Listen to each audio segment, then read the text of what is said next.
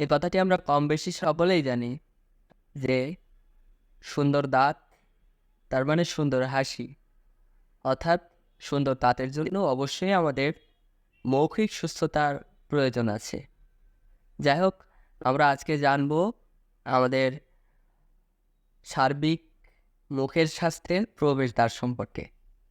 তো আমাদের যে বিভিন্ন ধরনের বদ অভ্যাস থাকে, যেমন তামাক বা জর্দা পান সহ বিভিন্ন ধরনের আমরা খেয়ে থাকি। তো তামাক এবং জর্দা পান সহ এগুলো খেলে আমাদের বিশেষ করে হৃদরোগ, ক্যান্সার এবং শ্বাসতন্ত্রের নানা ধরনের রোগ তো হতেই পারে। তাছাড়া মুখের রোগের ভিতরে আছে পেরিডন্টাল রোগ, মুখের ক্যান্সার, ক্যারিস, আরও অন্যান্য নানা ধরনের রোগ। অনেকে আছে বদ অভ্যাস যে তারা মদ্যপান করে থাকে। তো মদ্যপানের ফলে হৃদরোগ, ক্যান্সার এগুলো